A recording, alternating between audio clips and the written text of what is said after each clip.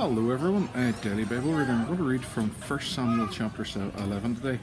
We saw the way in which the children of Israel rebelled against the appointed man of God, against Samuel, and against his ordering of the tribal amphictyony, the union of the peoples of Israel.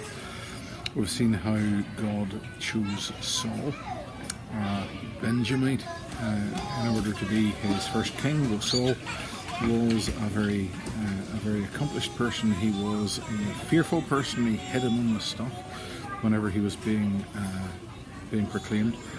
But at this point, we see this sort of petty oppression that the children of Israel had to go through at the hands of the tribes and peoples around them. A man, Nahash the Ammonite, came against a little Israelite city and made them putting out their own right eyes a condition of them being allowed to live if he were to spare them.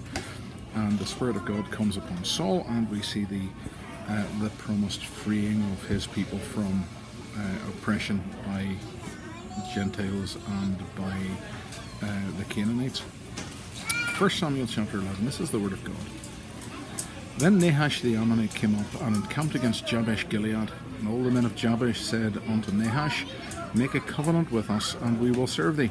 And Nahash the Ammonite answered them, On this condition will I make a covenant with you, that I may thrust out all your right eyes, and lay it for a reproach upon all Israel.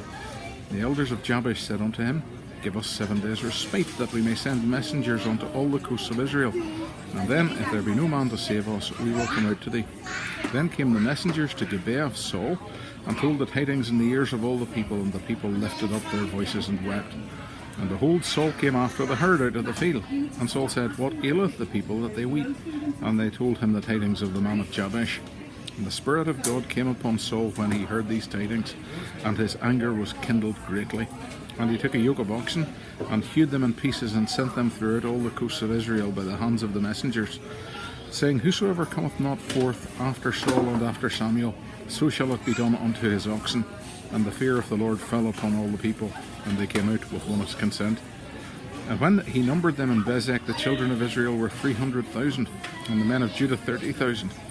And they said unto the messengers that came, Thus shall ye say unto the men of Jabesh Gilead, Tomorrow, by that time the sun be hot, ye shall have help.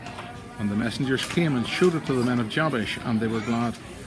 Therefore the men of Jabesh said, Tomorrow we will come out unto you, and ye shall do with us all that seemeth good unto you. And it was so on the morrow that Saul put the people in 3 companies, and they came into the midst of the host in the morning watch, and slew the Ammonites until the heat of the day. And it came to pass that they which remained were scattered, so that 2 of them were not left together. And the people said unto Samuel, Who is he that said, Shall Saul reign over us? Bring the men that we may put them to death. And Saul said, There shall not be a man put to death this day, for today the Lord hath wrought salvation in Israel. Then said Samuel to the people, Come, and let us go to Gilgal, and renew the kingdom there. And the people went to Gilgal, and there they made Saul king before the Lord in Gilgal.